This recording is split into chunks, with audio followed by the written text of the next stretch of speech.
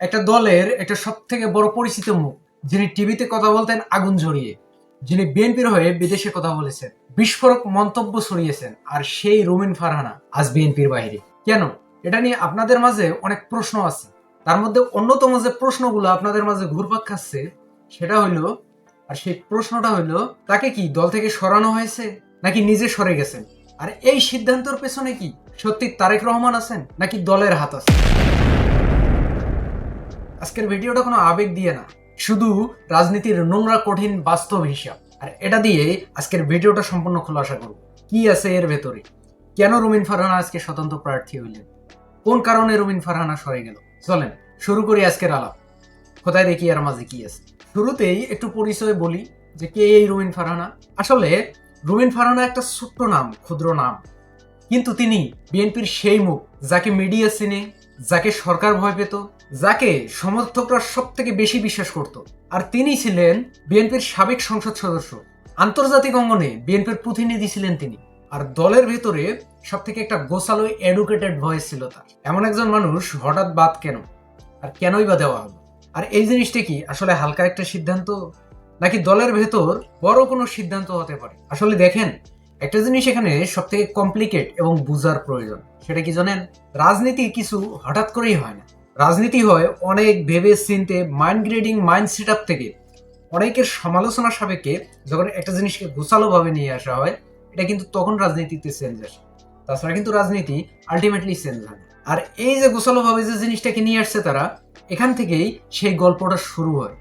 কারণ বিএনপি সিদ্ধান্ত নেয় যে যেহেতু রুমিন ফারহানা এর আগে 2 বা 3 টার্মের এমপি ছিল, তিনি সংসদ সদস্য ছিল, তার পেছনে কিছু কিছু লেগেন্স যেহেতু লেলিয়ে আসছে, তাই সেখানে আমরা একটা নতুন মুখ নিয়ে আসি, একটা নতুন মুখকে তুলে ধরি সেখানে। তাই বিএনপি দল থেকে হয়তো ডিসিশন নিয়েছিল যে রুমিন ফারহানাকে আর মনোনয়ন দেওয়া হবে না। কিন্তু কেন মনোনয়ন দেওয়া হবে না তা জানেন?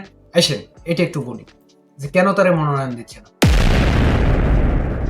কারণ বিএনপি এখন যে জিনিসটাতে ফোকাস করে সব থেকে বেশি সামনের দিকে আসতেছে, সেটা হলো জোটের রাজনীতি, আসন সমন্বয়, ভোট ভাগ হয়ে যাওয়ার সব থেকে একটা বড়। আর এগুলোই হচ্ছে সব থেকে বড় মুখ্য কারণ। এইদিকে আবার দল বলছে যে চুপ থাকো, যা সিদ্ধান্ত হয়েছে তা নীরবে মেনে নাও, নিজের মাঝেই মেনে নাও।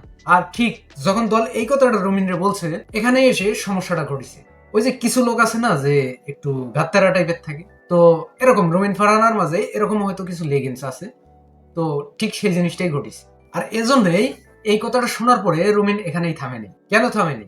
তাহলে এখন বলবেন যে রুমিন তাহলে নিজের জোরে থামে নাই, তাহলে এটা বিদ্রোহ করছে। তো আইসেন আগে এই বিষয়টা একটু বলি যে এটা রুমিনের বিদ্রোহ নাকি সাহস।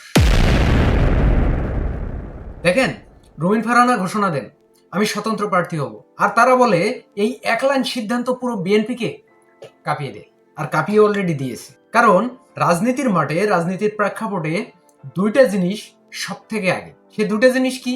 এক, দল আগে, দুই, ব্যক্তি পড়ে। কিন্তু এই যে দল আগে আর ব্যক্তি পড়ে দুটা যে জিনিস আছে, তার মধ্যে আইসা রুমিন ফারহানা করলেন তার একেবারে উল্টো চিত্র। সে উল্টো চিত্রটা কি করলো সেটা জানেন? সে উল্টো চিত্রটা করলো হলো, সে নিজের সাহস দেখালো, কেন্দ্রীয় নেতৃবৃন্দ যারা আছে তাদেরকে চ্যালেঞ্জ করলো। আর ঠিক যখন এটা করছে, এখান থেকেই সংঘর্ষটা শুরু হয়ে গেছে, সংঘাতটা শুরু হয়ে গেছে। শুরু হলো বিএনপির একটা কঠোরতা। এখন আবার বলবেন যে তাইলে বিএনপি কেমনে কঠোর হইলো? আসেন এটা একটু খুলে বলি যে বিএনপি কেন কঠোর হলো। তারেক রহমানের নেতৃত্বে বিএনপি এখন তিনটা জিনিসের উপর খুব খুব ভালোভাবে মাইনে চলছে। সে তিনটা জিনিস হইলো এক সিদ্ধান্তে, এক লাইন, এক কৌশল। এই তিনটা জিনিস তারা খুব ভালোভাবে মেনটেন্স করে মাইনের সামনের দিকে আগাচ্ছে। আর এখানে এই অবস্থায় কেউ যদি বলে আমি আমার ব্যক্তিগত মতে চলবো, আমি আমার মত মতে চলবো, সেটা দল কখনোই মানবে না আর মেনে নেবে না। আর মেনে নেওয়ার মতো বর্তমান সিচুয়েশনও না। কারণ এখানে এসে আর আবেগ চলে না। এখানে বর্তমানে চলছে কি জানেন? এখানে চলছে সব থেকে বড় ক্যালকুলেশন। তো এই ক্যালকুলেশন থেকে যখন প্রেক্ষাপটটা সিচুয়েশনটাকে সুন্দরভাবে গোছায় নিয়ে আসতেছে, তখনই এই এলোমেলোটা মাঝখান থেকে উকি মারি উঠছে, মাথা চারা দিতেছে, যাতে দলটার গোছালো থেকে একটু কম বেশি হয়ে যায়। তো এখন আইসেন ওদিকে আমরা না গিয়ে প্রশ্নে যাই। আগের যে প্রশ্নটা ছিল সেই জায়গায় আসি। আসেন এখন সেই আসল প্রশ্ন। সেই প্রশ্নটা হইল, তারেক রহমান কি ব্যক্তিগতভাবে রুমিনকে বাদ দিয়েছে? এটা কিন্তু আপনাদের অনেকের মাঝে ঘুরপাক খাচ্ছে, ফই ফই ফই ফই করে ঘুরপাক খাচ্ছে। যে এটা কি তারেক রহমান দেশে আসার পরে এই সিদ্ধান্তটা হয়েছে, নাকি দল ব্যক্তিগতভাবে আগে থেকে এই ডিসিশনটা নিয়ে রাখছে? এটা একদম সোজা সাপটা পরিষ্কার ক্লিয়ার যদি আমি উত্তর দিই, এক কথায় বলবো যে না, তারেক রহমান ব্যক্তিগতভাবে রুমিন ফারহানাকে বাদ দেননি। কিন্তু এই তারেক রহমান এই কেন্দ্রের একটা সিদ্ধান্ত কেন্দ্রবিন্দু, যেখান থেকে পুরা মাথা মগজ মুন্ডুটা এক জায়গায় করে গলা দিয়ে বের করা। তো এরকম একটা কেন্দ্রবিন্দু, আর এই কেন্দ্রবিন্দুতে এসেছেন দল গোছাতে। আর এই দল গোছাতে গিয়ে রুমিন ফারহানার যে বিষয়টা, এই বিষয়টা সামনে এসে হয়ে গেছে কি জানেন, পাহাড় সমান একটা কারণ। যখন রুমিনের কথাটা বলছে তখন রুমিন এসে এটারে পাহাড় সমান একটা কারণ তৈরি করছে। আর এই পাহাড় সমান কারণটাকে ব্যাখ্যা করতে গিয়ে তারেক রহমান নিজে বলেছে, তিনি নিজেই বলেছেন যে তিনি বিশ্বাস করেন ব্যক্তি নয় দলকে। কারণ এখানে ব্যক্তি বড় না, দলটাই বড়। দলের সবার এককভাবে বসে সিদ্ধান্ত যেটা হবে সেটাকেই তিনি সব থেকে বেশি প্রাধান্য দিচ্ছেন। এই যার কারণে এই গ্যামজামটা কিন্তু জগা খিচুড়ির মতো পাকায় গেছে। কারণ এই যে রুমিন ফারহানার যে সিদ্ধান্তটা দিছে, এটা কিন্তু তিনি অলরেডি ভাঙছে। দলের সিদ্ধান্ত কিন্তু রুমিন মানিয়ে নেননি, রুমিন সিদ্ধান্ত ভেঙেছে। তাই এখন এক কথা গোছালো ভাবে বলা যায় যে রুমিন ফারহানা কিন্তু তার ব্যতিক্রম কিছু থাকলো না। কারণ এখন বিএনপি চায় অনেক জায়গায় অনেক নতুন নতুন মুখ, যাদেরকে দিয়ে এবারে সামনে নির্বাচনে তারা ভালো কিছু তুলতে পারবে, সফলতা বয়ে নিয়ে আসতে পারবে, এমন নতুন মুখ বিএনপি বিভিন্ন জায়গায় চায়।